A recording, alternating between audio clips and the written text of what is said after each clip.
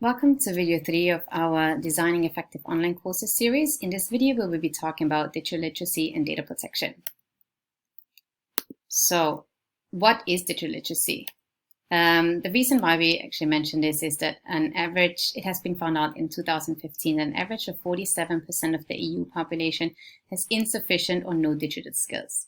So for us, it was very important to actually clarify the term digital native and then also digital literacy and give some suggestions on how to actually introduce digital literacy in your online learning.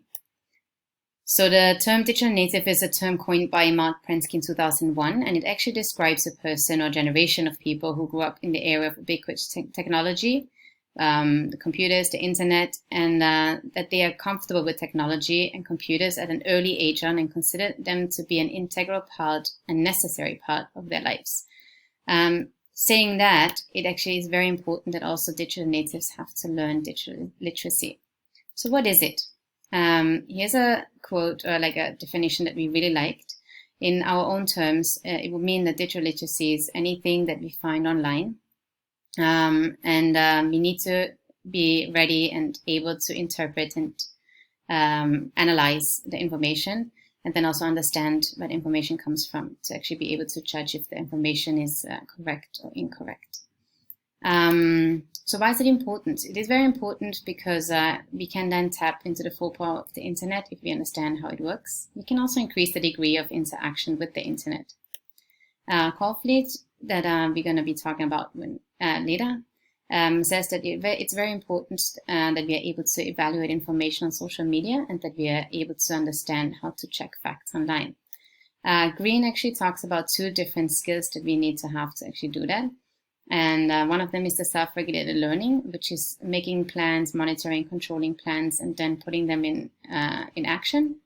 And we need epistemic cognition for this, which means we need to be able to identify online sources and biased sites in order to get there. So how do we do this? There is a fact checker for students that Caulfield published in 2017. He talks about 4 steps, and the 5th step is then make those 4 steps a habit. Because 21st century learning skills require the ability to use the internet technology, as Green says. So the first step is check for previous work. Who has written something about this one already, or is there a synthesis of research? Second step would be go upstream to the source. Where is its origin? Who wrote it first? We have to be able to read laterally. Who also says that? And what do others say about the source that we've been reading? And then the last one is we have to be able to circle back, which means when we get lost, we have to know where we got lost and then also where we started off so we can actually go back and see where we can go a little bit deeper. And those 4 steps should be making a habit eventually to make sure that we actually have digital literacy. We also have to talk a little bit about data protection, like Fintan mentioned also in the last video, because it's very important for security reasons.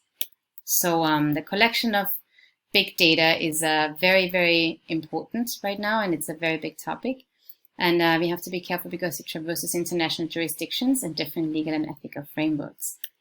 So when we talk about big data, what are we talking about? We're talking about organizational records, data collected through the use of websites such as e-commerce, and data also through physical movement, which is, for example, surveillance cameras. We talk about identified data, which is data that has an identity attached to them, and then de-identified data, which is identity that is more or less anonymous. If you want to know more about strategies on how to monitor or even like monetize your personal data, we recommend a TED Talk by Jennifer Sue Scott that can be found in our references at the end of the video. We also need to talk about school data, especially when we talk about schools. And there's a variety of school data we collect every single day. One of them is about contact and demographic data that informs school operations. We collect data about student attendance and grades, which is about student progress. We talk about or collect data about test and assessment results, and that is for effectiveness of educational programs. And then we also collect data about feedback on facilities and other things in school. And that is actually to monitor and adjust the school for the student needs.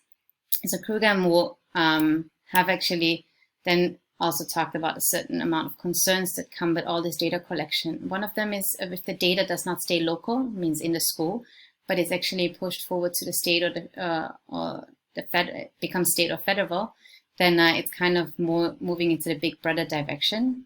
And we have to be very careful about, because we obviously also have to be careful about number two, which is security of the system that is used for data storage.